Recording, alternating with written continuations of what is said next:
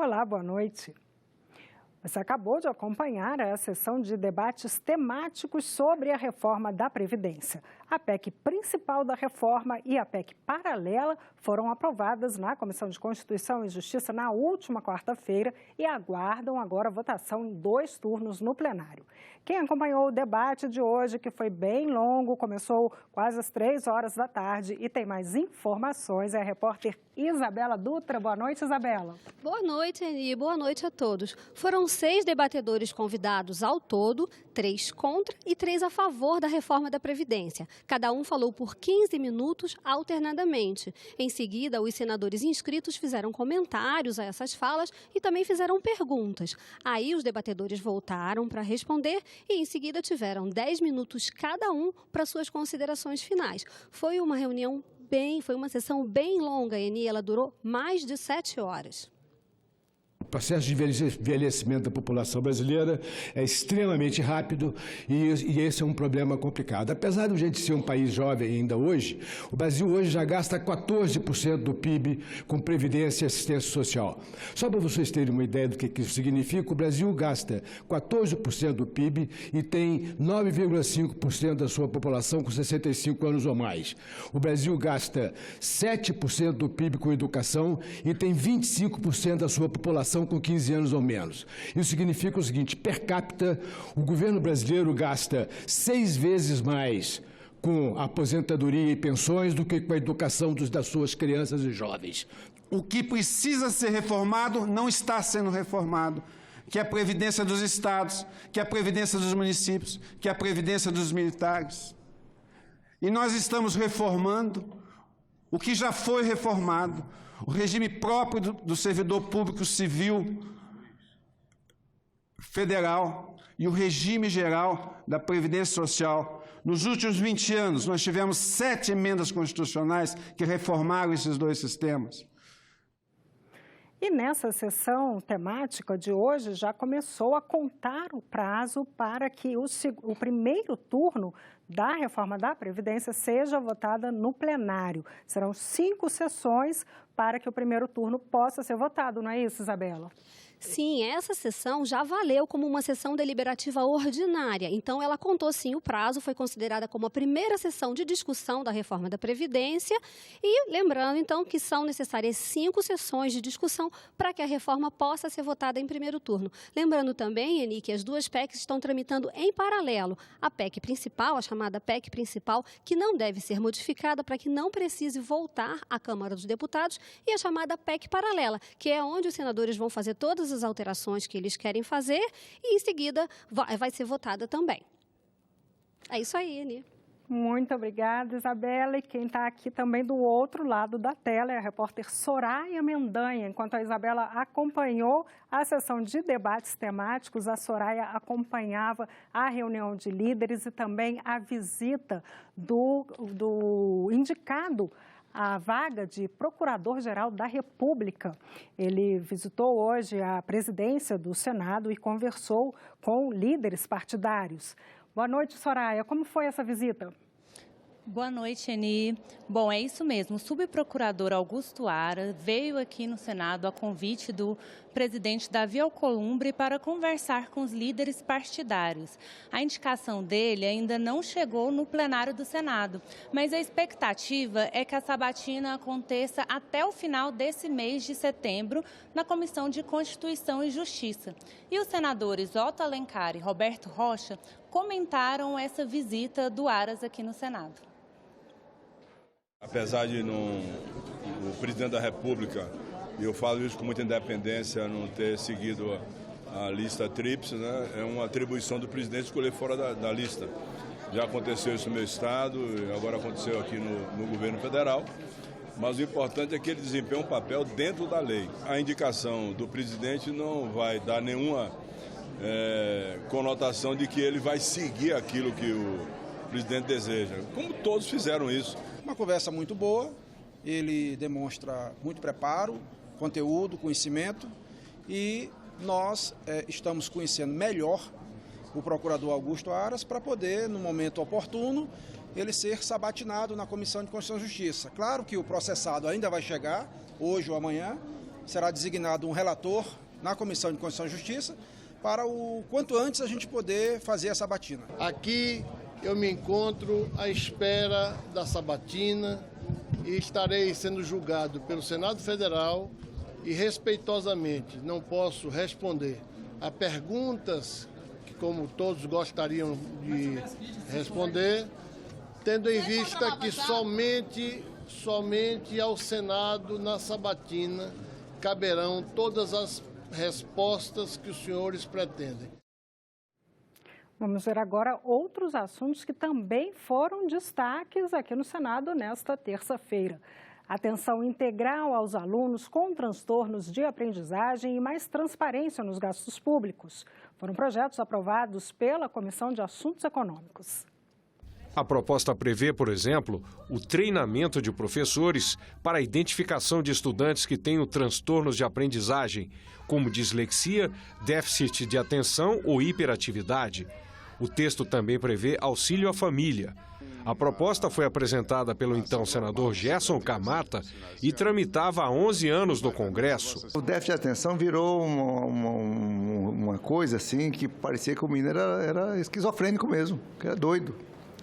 Então, com o passar dos anos, foi se vendo que não, que realmente esse era um fator gravíssimo nas escolas, inclusive de evasão escolar. De tanto bullying, tanta ofensa, tanta discriminação, o menino ficava com medo de ir para a escola, não queria ir, os pais terminavam retirando da escola. É uma causa grande. E hoje em dia, com o conhecimento, os psicólogos muito ativos, eles passam a encarar esse distúrbio, esse transtorno, como algo que vai passar. Nós temos graus diferentes de hiperatividade, de outros tipos de transtornos, né? E isso requer realmente conhecimento técnico para você avaliar. Outro projeto aprovado pela comissão amplia a transparência nos gastos públicos. De acordo com o texto, os órgãos da administração serão obrigados a publicar em seus sites o preço unitário de cada bem ou serviço adquirido. A determinação vale para a União, estados e municípios. O projeto, de autoria do senador Regufe, vai a plenário. Uma licitação, por exemplo, de arroz, tipo 1, tipo 2, o preço varia às vezes de centavos de um para o outro. E muitas vezes passa despercebido aos olhos das pessoas o valor do centavo num quilo. Não representa muita coisa, mas na quantidade que é comprado às vezes representa muito. Então talvez com isso a gente possa ter uma fiscalização melhor com esse projeto aprovado agora aqui na CAI. Ficou para a semana que vem a votação do projeto que estabelece regras para acesso aos programas de parcelamento de débitos tributários, os conhecidos refis. O texto é de autoria da CPI da Previdência, que funcionou em 2017. O líder do governo, Fernando Bezerra, pediu vistas, mas está negociando um acordo com o relator Paulo Paim para aprovação da proposta. A Comissão de Educação aprovou o projeto que inclui no rol de entidades que podem emitir a carteira de identificação estudantil, a carteirinha de estudante, os estabelecimentos de ensino das esferas federal, estadual e municipal. O objetivo do autor, senador Roberto Rocha, é impedir o monopólio da expedição do documento pelas associações e agremiações estudantis. A proposta segue agora para análise da Comissão de Assuntos Econômicos. No final da última semana, o tema também foi objeto de medida provisória editada pelo governo federal. E hoje a coluna da IFE, a Instituição Fiscal Independente, traz o analista Alexandre Andrade. Ele fala sobre o relatório fiscal de setembro, que apresenta um balanço da economia brasileira no segundo trimestre de 2019. A Instituição Fiscal Independente do Senado Federal divulga o seu relatório de acompanhamento fiscal de setembro. Um dos destaques do relatório é a divulgação do PIB do segundo trimestre do ano, feita pelo IBGE em 30 de agosto passado. No período, a economia cresceu 0,4% em relação ao primeiro trimestre, na comparação dos dados com ajuste sazonal. Em linhas gerais, o crescimento da economia ocorre de maneira muito tímida e concentrada em poucos setores de atividade econômica. Pelo lado da oferta, no segmento de serviços. Pelo lado da demanda, no segmento de consumo das famílias e dos investimentos. O crescimento do consumo das famílias é tímido e ocorre em função de condições relativamente desfavoráveis no mercado de trabalho. O número de pessoas desocupadas continua muito elevado, assim como o contingente de trabalhadores desalentados. Ao mesmo tempo, o crescimento da ocupação ocorre em segmentos de informalidade, assim como o poder reduzido de barganha dos trabalhadores limita o avanço do rendimento real médio. Assim, os consumidores mantêm um comportamento bastante retraído, postergando decisões de consumo. Do ponto de vista dos investimentos, as elevadas incertezas existentes na economia postergam decisões dos empresários em função da baixa expectativa de demanda num futuro próximo. A instituição fiscal independente acredita que a liberação de recursos do FGTS e do PIS/PASEP, estimada pelo governo em torno de 40 bilhões de reais, possa dar algum alento ao consumo doméstico, produzindo alguma atração sobre a economia. Ao mesmo tempo, a perspectiva de que o Banco Central continue a reduzir a taxa básica de juros da economia deverá contribuir para fortalecer esse movimento produzido pelos saques de recursos do FGTS. A IFE acredita que as medidas com efeito sobre a economia no curto prazo, assim como outras que produzam avanços na consolidação fiscal do país, assim como o aumento da produtividade, deverão permitir com que a economia brasileira retome uma capacidade de crescimento de forma sustentada no médio e longo prazo. Um pouco do charme de um estado da região norte do Brasil. Foi inaugurada hoje, no espaço Evandro Cunha Lima, a exposição Amapá, onde os hemisférios se encontram. A mostra celebra os 76 anos da criação do território federal do Amapá. A abertura contou com a presença do presidente do Senado, Davi Alcolumbre. 56 telas, 28 artistas de gerações e talentos diversos. Em comum, a alma amapaense, tocada e tocando as pessoas com as emoções próprias do lugar. Cenas do cotidiano, a natureza plena e viçosa, o capricho nos detalhes de monumentos, recantos e objetos. No artesanato, toda a graça e encanto das bonecas afro, das louças, adereços, vestimentas das comunidades tradicionais. É o esplendor da cultura do Mar Abaixo. É a nossa maior manifestação cultural do estado do Amapá. E o Mar Abaixo é uma dança típica do estado, que é o Mar Abaixo Batu. Talvez se dê uma expressão da vinda dos negros Mar Abaixo, do norte da África, para o Amapá.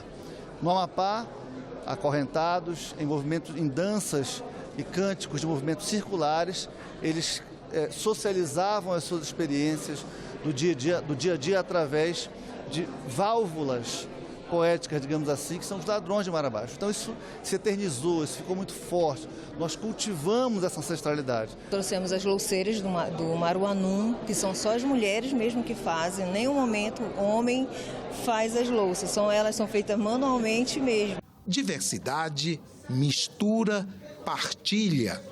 Na junção do sul e norte do planeta, singularidades culturais.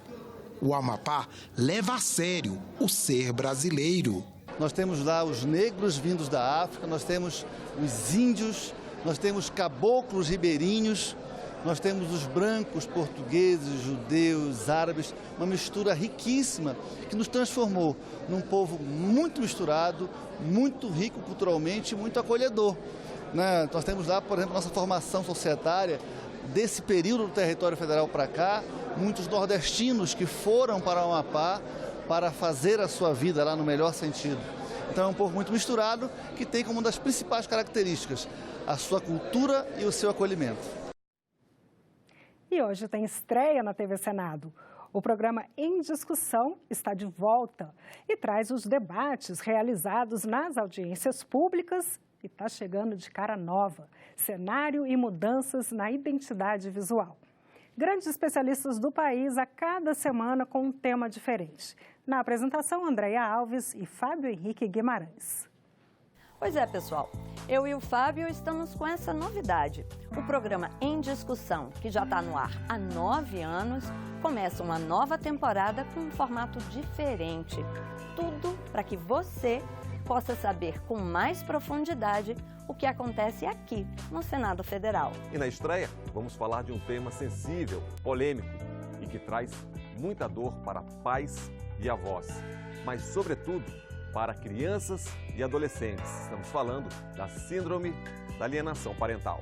O abusador, ele não deixa marca, ele não deixa vestígio. Nosso Estado é omisso e o sangue dos inocentes de todo o país clama nessa hora pela revogação da lei da alienação parental. A Lei Maria da Penha, assim como a lei da alienação parental, é utilizada de forma desvirtuada. E isso não justifica a revogação de nenhuma das duas leis.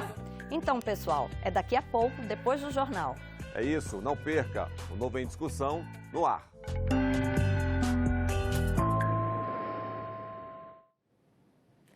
Cortes no orçamento da ciência e tecnologia suspendem bolsas e prejudicam pesquisas em andamento. O senador Exalci Lucas conta em nossa entrevista de hoje que pretende convencer a Comissão Mista de Orçamento e o ministro da Economia a priorizarem investimentos nessa área. Olá! O papel estratégico da ciência, tecnologia e inovação para o desenvolvimento do país será tema de debate pela frente parlamentar que se dedica ao assunto no Congresso Nacional. Nós vamos conversar com o senador Exalci Lucas, do PSDB do Distrito Federal. Seja bem-vindo, senador. Obrigada pela presença. Eu que agradeço. Senador, o senhor preside a Frente Parlamentar de Ciência, Tecnologia, Pesquisa e Inovação. A frente está anunciando esse debate, né? E os palestrantes serão o general Eduardo Vilas Boas, assessor do Gabinete de Segurança Institucional, o ministro da Economia, Paulo Guedes, o ministro da Ciência e Tecnologia, Marcos Pontes, e o co-presidente do Conselho da Natura, empresa de cosméticos, né, Pedro Passos. Qual a expectativa do senhor em relação ao debate? Bem, nós estamos promovendo não só essa, na quinta-feira, como estou levando também para a Comissão Mista do Orçamento, essa discussão da ciência e tecnologia.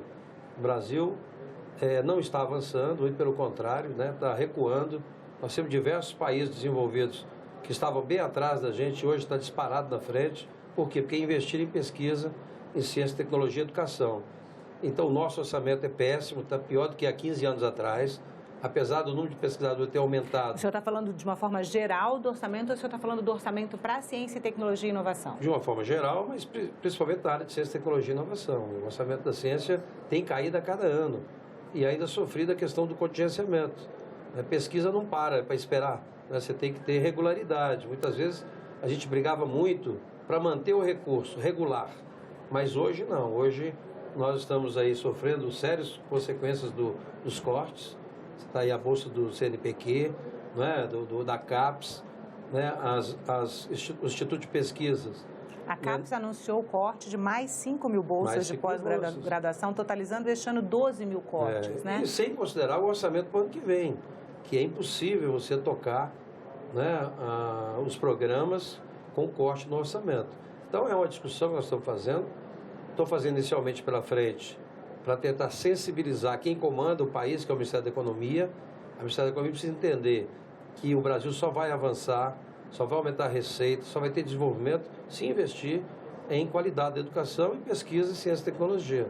Mas o senhor acha que há falta de sensibilidade da parte do Ministério da Economia ou falta de recurso mesmo? Eu acho que sim, porque todas as reuniões que a gente promove na Comissão de Ciência e Tecnologia, na Comissão de Educação, é unanimidade. Todo mundo aqui faz um discurso favorável à educação e ciência e tecnologia. Mas na hora de colocar recurso, na hora de priorizar as ações, não tem a mesma repercussão. Então, por isso que agora eu estou levando o debate também para a Comissão Mista do Orçamento, para que lá na comissão as pessoas também entendam, né, da importância do investimento em pesquisa, ciência e tecnologia. Senador, além dos cortes, né, tanto nas bolsas da CAPES, os recursos do CNPq, né, redução de recursos para o setor de uma forma geral, né, há também um discurso que tenta desacreditar a ciência. Né? Eu queria tocar no exemplo, por exemplo, do INPE, Instituto de Pesquisas Espaciais, que teve seus dados negados, tanto pelo presidente da República, quanto pelos ministros, apoiadores, né? Como é que o senhor avalia o impacto que essas declarações têm sobre a pesquisa científica no país e sobre até a destinação de recursos para a pesquisa científica? Eu acho que essa questão foi questão de interpretação, né? Porque a questão dos dados, né? Quando você faz o cômputo de tantos anos é uma coisa, quando você faz no dia é outra. Então é questão de informação equivocada. Agora, O que a gente precisa é sensibilizar, popularizar a ciência e tecnologia. As pessoas precisam entender, né, se você tem hoje um celular, todo mundo acessa a internet, se deve à pesquisa, ciência e tecnologia. Os países estão avançando e nós estamos ficando para trás, né? Na área de fármacos, na área de todas as áreas, né? Não existe nada hoje que não seja produzido através de pesquisa e ciência e tecnologia. Então, o Brasil é o 13º país em artigos científicos. Tem muito conhecimento. Agora, transformar esse conhecimento em recurso, em emprego, em geração de renda, é o desafio que nós temos. Agora, nós estamos sem orçamento. Nós estamos com vários pesquisadores já numa idade avançada. Grande parte dos nossos pesquisadores já estão em idade de aposentar. Pesquisa e inovação, ciência e tecnologia, você não transfere da noite para o dia. Você tem que ter concurso para novos pesquisadores nos institutos, para que eles possam ter essa transição do pesquisador que está aposentando para os que estão entrando. Pois é, o senhor já falou isso também em audiência pública, né? Mas o Brasil formou uma quantidade muito maior de mestres e doutores nos últimos anos do que vinha formando ao longo de sua história. E esse é o problema. Né? Foi uma expansão da pós-graduação no país. Como que a gente tem menos pesquisadores? Nós aumentamos, mas não tem suporte, não tem apoio. Então, quer dizer, nós estamos aí com 330 milhões para pagar as bolsas até o final do ano. Estava brigando a nem chegar até o final do ano, né? Exatamente, porque só tem orçamento até setembro. Então, nós estamos lutando para pagar as bolsas. Agora, essas bolsas estão defasadas há 6 anos, que não tem reajuste. Pra você ter ideia, uma bolsa de doutorado, dedicação exclusiva, R$ 2.500. Né? Você tem bolsa de alunos... O estudante de doutorado não pode trabalhar, né? Dedicação exclusiva, você tem que dedicar o projeto. Então, como é que você vai querer que um pesquisador tenha um bom resultado com R$ 2.500? Não pode trabalhar além do que está trabalhando no doutorado, que já é bastante trabalho. Já é muita coisa. Então, além dessas questões, nós temos, por exemplo, a questão de estrutura, fomento. Não adianta também pagar só a bolsa, aí chega lá, os laboratórios, está tudo quebrado, não tem manutenção de equipamento, não tem matéria-prima, não tem insumo, não tem nada. Então, o Brasil precisa entender, e eu quero levar essa cultura agora para a Comissão Mista do Orçamento, que é a comissão que define as prioridades de recursos, para que a gente possa sensibilizar a essas pessoas que são especialistas, que estão lá na área de orçamento, para que eles entendam a importância do investimento em ciência e tecnologia. E a gente está acompanhando há anos essa questão. Na Comissão de Orçamento, só se fala em corte. Ninguém discute como aumentar a produtividade, a receita, né, o desenvolvimento econômico. Então, estou levando essa cultura para lá para ver se a gente consegue sensibilizar na elaboração agora da LOA, para que a gente possa proibir o contingenciamento de ciência e tecnologia. Nesses últimos anos, nós conseguimos uma vez, na LDO. Não conseguimos mais, mas queremos reforçar isso, que o dinheiro não seja contingenciado. Segundo, que aquilo que for definido no orçamento seja até o final do ano, que vem. Não dá para você ter um orçamento que você já sabe que ele só vai durar até tal mês, né? Então, você tem que fazer uma previsão real. O senhor quer tornar o orçamento para ciência e tecnologia num orçamento impositivo, seria isso? Alguma mudança de regulamentação? E proibir o contingenciamento, porque pesquisa, não dá para você começar um projeto de pesquisa, aí no meio do caminho dizer, olha, tem que suspender porque não tem recurso. Você não tem como retomar no ano seguinte, você perde tudo que você já fez. Então, o contingenciamento é que tem atrapalhado muito. Mas além do contingenciamento, nós temos sofrido muito corte do orçamento. O nosso orçamento hoje, para ciência e tecnologia, ele é menor do que o orçamento de 15 anos atrás. Então, você tem um orçamento menor do que 15 anos atrás e uma comunidade científica que cresceu bastante. Agora, para onde é que estão indo os nossos pesquisadores? Estão indo embora, vão para o exterior. Então, a gente teve um investimento, né? Formamos doutores, mestres, e que são bacanas. O brasileiro é criativo, é dedicado, é uma pessoa... Não, essa expansão aconteceu não só no Brasil, mas muitos estudantes brasileiros foram formados também no exterior. Pois é, mas eles estão ficando lá, não estão voltando. Por quê? Porque nós não estamos oferecendo a eles condições de eles trabalharem no país. Então, por falta de estrutura, né? Então, tem vários desafios. A gente precisa popularizar isso, né, para a população também começar a cobrar. Por exemplo, nós estamos votando a Previdência. Os ministros não saem daqui explicando, falando, mostrando a importância. Quando você fala em ciência, tecnologia e educação, fica para o segundo plano, vem o terceiro escalão para conversar sobre isso. Então, a gente quer mudar esse foco. Nós queremos que o governo coloque ciência e tecnologia, educação como prioridade nacional. O senhor vem defendendo a regularidade dos recursos, né? Acabou de falar sobre isso, e o senhor defende novas fontes de financiamento para pesquisas em instituições públicas, nós temos que buscar. Mas onde que a gente encontra essas novas fontes? Está aí o pré-sal, nós temos que destinar parte desses recursos para ciência e tecnologia. Tem projeto tramitante que nós queremos aprovar. Teve agora, por exemplo, um excedente do petróleo, que deveríamos ter aplicado em ciência e tecnologia. Que foi aprovado. Vai entregar para os municípios, para os estados, que vão gastar na Previdência lá do estado. Né? Então, a gente está perdendo as oportunidades. Nós já tivemos a época da borracha, a época do ouro, agora a época do pré-sal, que a gente fica investindo isso, gastando isso em custeio e esquecendo de construir para o futuro. Né? A gente precisa consolidar o sistema de ciência, tecnologia e inovação. Está aí a lei de informática, a mesma coisa. Muitas empresas vieram para o Brasil, estão investindo em pesquisa, agora acaba, né? Nós tivemos aí a questão da OMC, que proibiu o incentivo do IPI. Nós temos que resolver isso e está vencendo agora.